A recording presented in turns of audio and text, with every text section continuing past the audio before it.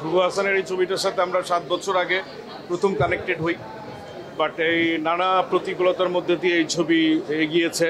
কখনো শ্যুট হবার পরে বন্ধ হয়েছে, আবার শুরু হয়েছে, আবার বন্ধ হয়েছে। আমার চরিত্রটা যে অবস্থায় প্রথমে ছিল, বাস্তবতার নিরিখে সেই রকমভাবে শেষ পর্যন্ত থাকেনি। গল্পের প্রয়োজনেই প্রথম যে ড্রাফটটা নিয়ে আমরা শ্যুট শুরু করেছিলাম, তখন এটার নাম ছিল দাহকাল। সেই গল্পটাকে পুরো চেঞ্জ করতে হয়েছিল এবং আলটিমেটলি আমি একজন মুক্তিযোদ্ধা চরিত্র করেছিলাম। তো পরবর্তীতে সেই মুক্তিযোদ্ধাটা একজন অভিনেতা, এই সময়ের একজন অভিনেতা চরিত্র হয়ে সেখানে ফাতিমা চরিত্রটার একজন সহশিল্পী হিসাবে আবির্ভূত হয়েছে। আমার মনে হয় এই জনরায় আমাদের দেশে এর আগে এইভাবে সিনেমা হয়নি কোনো। সিনেমার নানা রকম জনরা এই সময়ে আসছে এবং এটা খুব আনন্দের বিষয় যে বিভিন্ন নির্মাতারা বিভিন্ন ধরনের গল্প বলার চেষ্টা করছেন। এই প্রচেষ্টা আমি মনে করি যে ধ্রুব হাসানের ফাতেমা একটা সংযুক্তি হয়ে থাকবে, খুবই উল্লেখযোগ্য সংযুক্তি হবে। ফিকশন সবসময় ফিকশন, বাস্তবতার সাথে মেলানোর কোনো কিছু নেই।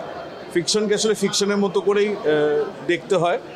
কিছু কিছু জায়গায় হয়তো বা বাস্তবতার সাথে সাচুর্য থাকতে পারে, কিন্তু সেটা সব জায়গায় যে সত্য এমন না।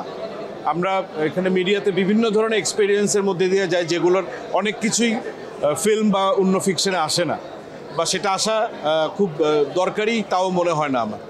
তো এই গল্পের প্রয়োজনে যতটুকু ফিকশনের করেছেন নির্মাতা এবং চিত্রনাট্যকার, সেই হিসাবে আমার কাছে মনে হচ্ছে এটা খুব ইন্টারেস্টিং একটা চিত্রনাট্য হয়েছে। দেখেন, হলের রিলিজের বিকল্প নাই সিনেমার ক্ষেত্রে, এবং প্রডিউসারের সিনেমার কাঙ্ক্ষিত ফলাফল মানে যদি আপনি বলেন ব্যবসায়িক সাফল্য, সেইটা আসলে সময়ের হিসাব। আমি জানি না যে এই সিনেমাটার জন্য রাইট টাইম কিনা। যদি রাইট টাইম হয় অবশ্যই সিনেমাটা দর্শকরা দেখতে আসবেন। যদি সময় না হয়ে থাকে, সময়ের দর্শকরা যখন সময় পাবেন তখন দেখবেন। আমি মনে করি এরকমই যে পথের পাঁচালী খুব সময়ে যে খুব ব্যবসা সফল ছবি ছিল এমন না, কিন্তু এখনও পথের পাঁচালী আজকের প্রজন্মের দর্শকরাও খুব আগ্রহ নিয়ে দেখেন। এই প্রজন্মের নতুন ফিল্ম অনুরাগী যারা আছেন তারা প্রত্যেকে খুবই মনোযোগ সহকারেই দেখেন।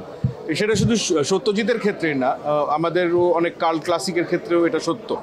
তো ফাতেমা একটা ভালো সিনেমার প্রচেষ্টা হয়েছে আমি বিশ্বাস করি। এইটা যদি দর্শকরা দেখেন, আমার মনে হয় না তারা হতাশ হবে। প্রত্যেকটা বাংলা সিনেমা রিলিজ হলে আমরা যেই প্রত্যাশা করি, আপনারা সিনেমা হলে এসে সিনেমাটা দেখুন, তাতে এই সিনেমার প্রযোজক পরিচালকরা আরও নতুন কোনো প্রজেক্ট নিয়ে আগানোর সাহস পাবে। সিনেমা হলের বাইরেও দেখার সুযোগ এখন আছে, কিন্তু আমরা আসলে সিনেমাটা করি সিনেমা থিয়েটারের জন্য।